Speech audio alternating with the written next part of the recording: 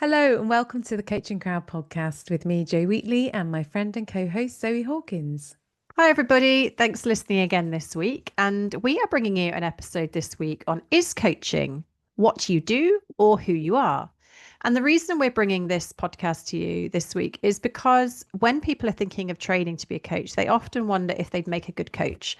And so it raises the question around, is this something that you are? Is it ingrained in just your essence, or is it something you can learn and therefore something that you can do and develop skills in? So we're going to share our thoughts and reflections on this conundrum today.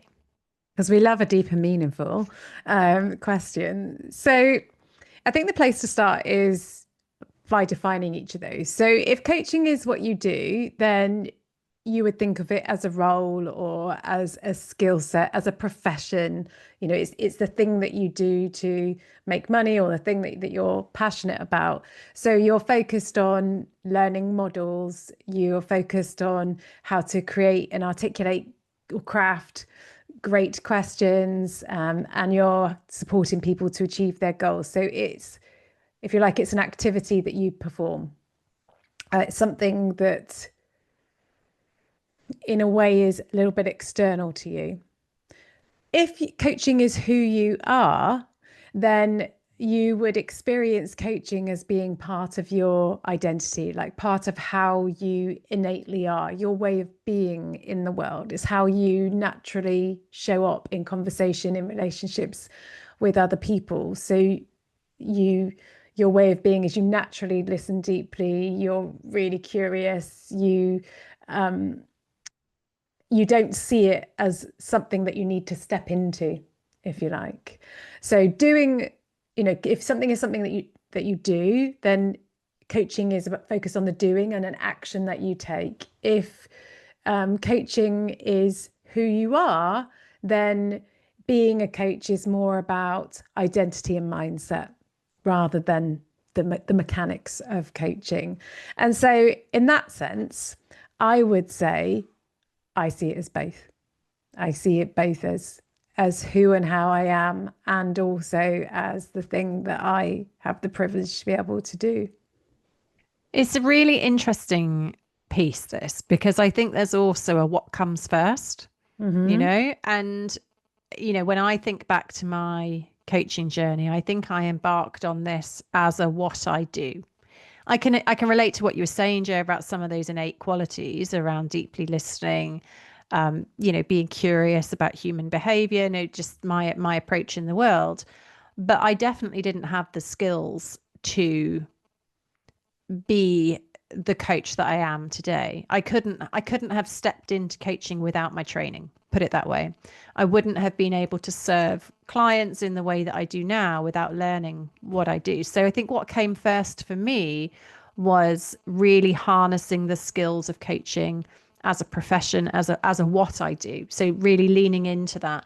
Now I wouldn't have gone to the what I do without the who I was necessarily, in terms of my values, my desire for learning, my desire for freedom, things that kind of drew me into coaching as a profession.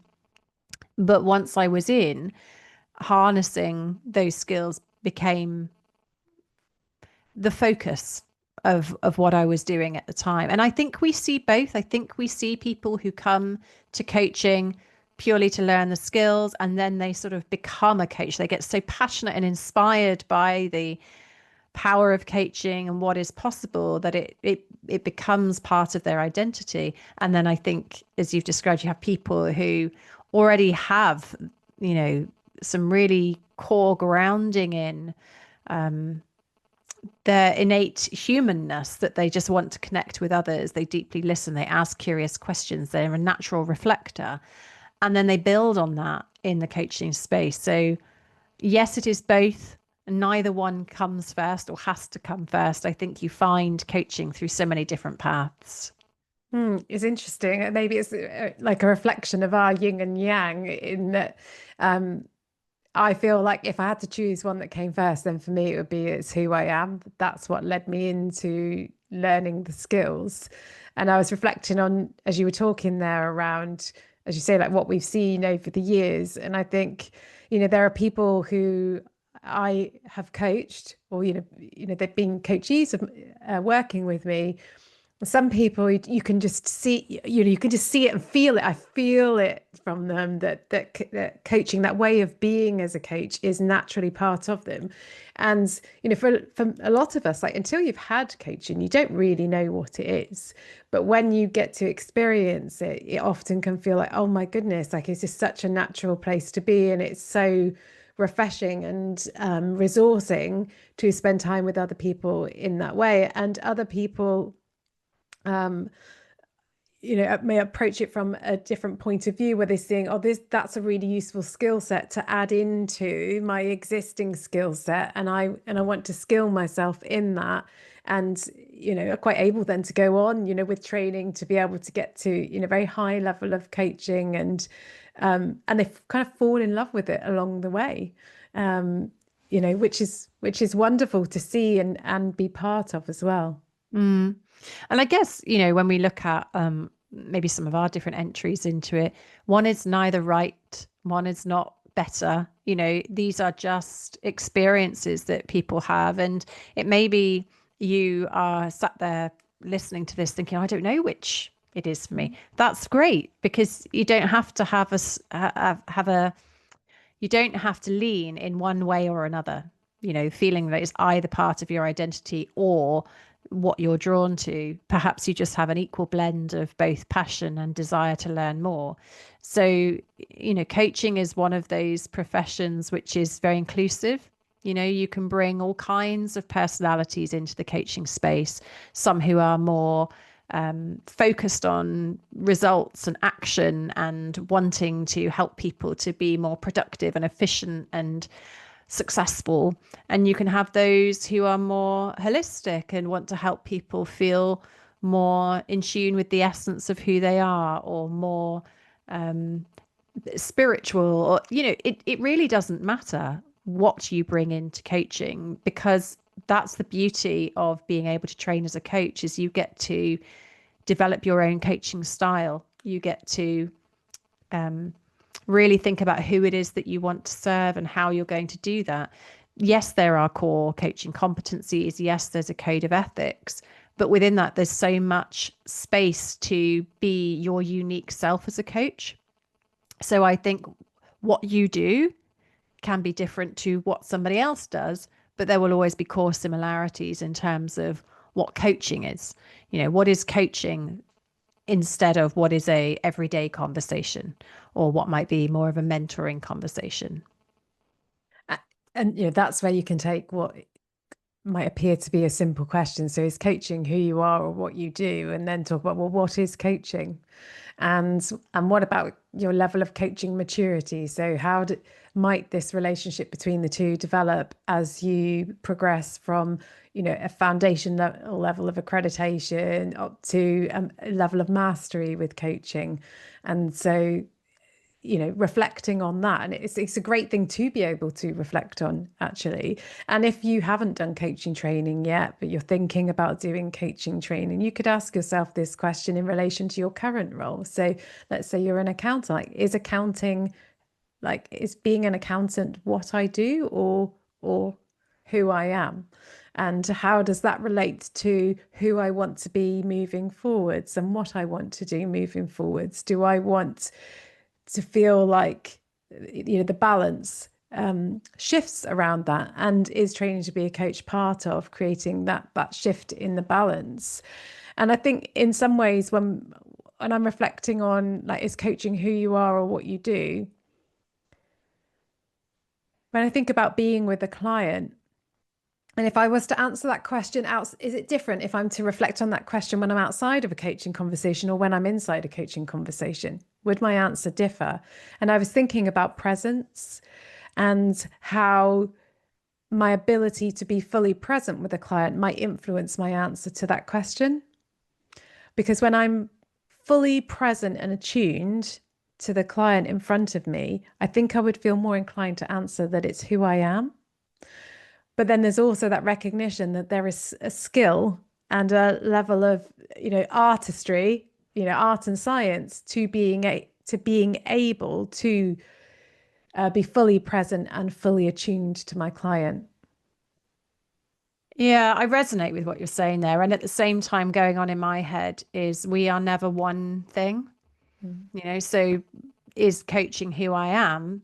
Sure. And who else am I in all the other moments of my life? And it can be quite hard. I think we've talked before on this podcast about over identifying as a coach because, when I am in the thick of my three kids running loops around me and I've got tight deadlines and I'm a bit stressed, like I am not my coach self. Like I'm not being that most present, reflective, deep, thoughtful, reflective person. I, like everybody else, have moments which I'd rather not behave the way I do in terms of being short-tempered or impatient or whatever the things are. And so there can come actually a lot of pressure if you have such a strong identity as a coach that you can't then be a flawed human being. And that's not to say coaches have to be perfect, because that's not the message I'm putting out there. Like we're all human. Emotions are a universal human experience. I think having a healthy balance of both, recognizing that yes, it is a part of who I am, and it is what I do, enables me to be able to put it down when I just want to be flawed and not have to show up. If I showed up to every single relationship with the presence that I show up with my clients, I'd be exhausted like all the time. I need to be able to turn that off and just, be on another level, I guess. So I think that's, some of the Mm. reflections I was having. And I know you resonate with that. We've had these conversations before around the over identifying piece as well. So, that's just the real landscape, I think, of being a coach. I think sometimes in coaching it requires you to access a higher or deeper, whichever way you relate to, a level of consciousness, and that takes energy. It can give energy, but it can also take energy as well. When I was listening to you, the question that came into my mind was, what if I'm neither a coach and coaching also isn't what I do? Mm. So yes, in the conventional sense, what I do. I mean, it's not only what I do, right? Because, for us now, like we're running our own business, it involves so many different things. Like I'm also a coaching supervisor. I'm also supposed to be a marketing expert and a course creator and an accounting, whiz, and all of those things. Because even when you have teams around you, you still have to have a level of knowledge around those things, as well as the roles that I hold outside of work. But we're labeling it coaching because that's what society labels it as right now. And there are always ongoing discussions around, are there hard and fast boundaries or not between other, supportive, I don't like the word intervention, but I can't think of a better word right now, that are out there. So imagine that. I just think, oh, it'd be so liberating to be. It's not what I do, and it's also not who I am. I am more than that. I'm beyond that. And it also doesn't require a label. But I think because we have accrediting bodies and we have these frameworks, and it is to create safety and reassurance and credibility and differentiation and value, often comes back to that. It can feel quite narrowing at times. I've certainly experienced that, wanting to be ethical, wanting to be doing the right thing and the good thing, and it can become quite constricting. And so sometimes I think exploring these deeper philosophical questions is a way to almost stretch out, limber up, and be able to kind of settle back into a space. And I think having the flexibility and having these kind of conversations can help us, as in our role and how we are as coaches with clients, because clients bring a lot of identity issues into the coaching space. And so part of our continued professional development is to work on these and explore these ideas for ourselves.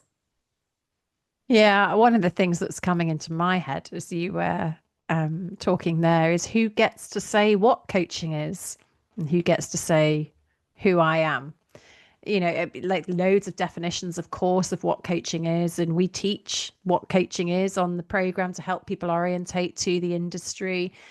As you said, Joe, there are coaching bodies that define it. But when you step into the identity of a coach, don't you get to define what it is that you do within that identity? So I may be a coach offering coaching and also being bold about stepping into mentoring. We've seen the ICF recently add to their core coaching competencies that knowledge sharing is now part of coaching. But if you'd looked at the core coaching competencies before they made that addition, knowledge sharing wasn't in there at all. So what coaching is an evolution as well. How technology will shape coaching in the future, that will be an evolution. So it's not a static thing, I guess is what I'm saying. Like my identity is never going to be static, nor what I do will be static. And if I looked at what I did as a coach 10 years ago to what I do as a coach today, my coaching sessions would be very different. There'd be similarities, but there'd be differences because I've evolved in the way that I facilitate those conversations with my clients. So yeah, it's just another angle as we play this question around. Yeah, I think with that angle, it's really interest for me. It's really interesting to be in spaces and seeing the strong reactions that people have to the way that coaching is and isn't defined, how it's expanding in different ways. And some people who are like, yes, yes, yes, long time coming type feelings about it, and other people who are like, no, no, no, absolutely wrong. That is definitely something else. This undermining the profession, because initially it can, when you read those things, exposed to those things, and you might not be sure yourself, it can feel a bit disorientating. But ultimately, I think for me, it almost emboldens me because I'm like, well, there are so many different views on it. There clearly is no one view. And what people ultimately say is even with the coaching competencies, it comes down so often to interpretation. And so what we come back to is having the training to be able to discern with your specific client in that specific moment, with the history and the exchanges that you've had around what is and isn't appropriate. And when you have an understanding of what the competency frameworks and the code of ethics are, you're able to make those decisions in a way that you can explain and that fit into the complexity of human interaction. And it's a bit like the same with AI. Like AI is neither good nor bad, but we do still need to be able to discern the responses that we get from it, because we know that it is scanning all of the stuff, and all of the stuff isn't even accurate in the first place, and will have its own biases and so on. So it does still require that human, the ability to analyze and discern. So welcome into the inner thoughts of Joe and I. Hope you've enjoyed the chewing of that question today, and would love to know what your reflections are. If you've enjoyed this podcast, do rate and subscribe. We'd love to hear your reviews. And if it's inspired you to think more closely about training to be a coach, then you can come and book a call, have a chat with us, and you can access that on our website, igcompany.com/ILM call. And we look forward to helping you to make a decision about whether training to be a coach is right for you.